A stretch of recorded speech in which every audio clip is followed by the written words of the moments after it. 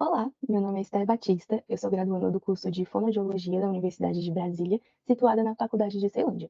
E hoje eu vou apresentar um pouco do meu trabalho, intitulado em Prevalência de crianças com risco de dificuldades de aritmética no retorno presencial e fatores cognitivos associados. Esse trabalho ele foi orientado pela professora doutora Vanessa de Oliveira Martins Reis.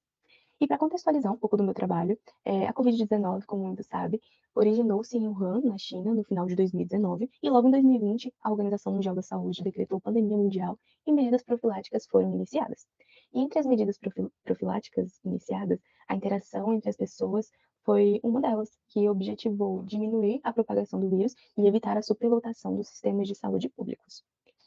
E como todos nós sabemos também, a Covid ela teve um impacto muito grande na vida de adultos, idosos e com as crianças não seriam diferente, porque as crianças elas vivenciaram uma mudança repentina na rotina escolar e familiar. E isso pode ter afetado diretamente a aquisição de habilidades cognitivas que são fundamentais para o processo de aprendizagem, como a atenção, a percepção, a memória, linguagem e funções executivas. E essas habilidades cognitivas elas são essenciais para a vida escolar dessas crianças, para esse processo de aprendizagem. E ainda assim, de acordo com Novos e Nordeste, o desempenho nas competências matemáticas, elas são consequências diretas da integração bem-sucedida na sociedade. Ou seja, aprender matemática não tem só aquele objetivo acadêmico de passar de ano, de realizar continhas, saber contar. Não é apenas isso. Vai muito além. Tem a ver com uma estrutura muito maior de organização e envolvendo essa integração bem-sucedida na sociedade. Pensando nisso, o objetivo principal do meu estudo foi verificar a prevalência de crianças do início do ensino fundamental com risco para dificuldades com aritmética no momento de retorno às aulas presenciais na pandemia de Covid-19. E além disso, nosso objetivo também foi verificar a associação entre o desempenho em matemática e as variáveis cognitivas, emocionais e comportamentais. Com relação aos métodos, essa pesquisa ela foi aprovada pelo Comitê de Ética em Pesquisa com Seres Humanos da Faculdade de Ceilândia, da Universidade de Brasília, e todas as crianças participantes da pesquisa, elas assinaram um termo de assentimento livre e esclarecido, e os responsáveis assinaram um termo de consentimento livre e esclarecido. E ao total participaram dessa pesquisa 95 crianças, de ambos os sexos, e com idades entre 6 anos e 8, sendo 60 do primeiro ano do fundamental e 35 do segundo ano do fundamental, de uma escola pública aqui do Distrito Federal. E como critério de exclusão foram consideradas as crianças com deficiências intelectuais, dificuldades visuais não corrigidas, TEA, TDAH e as que não passaram na triagem auditiva, assim como as que responderam incompletamente os protocolos.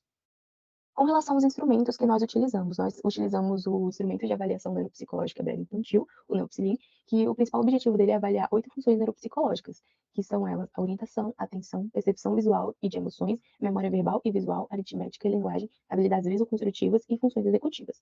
E assim também utilizamos o questionário de capacidades e dificuldades versão português, que ele tem o objetivo de rastrear problemas emocionais ou comportamentais e é dividido em problemas de comportamento prosocial, hiperatividade, problemas de conduta, emocionais e de relacionamento.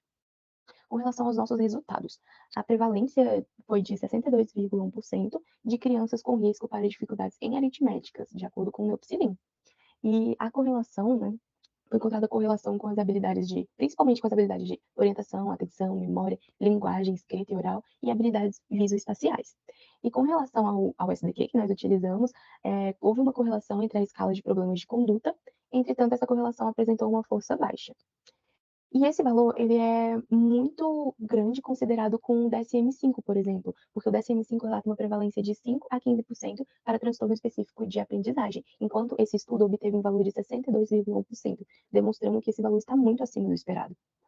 E esses dados encontrados, eles são de suma importância para entendermos essa relação das dificuldades de aritmética dos escolares com as variáveis cognitivas, emocionais e comportamentais.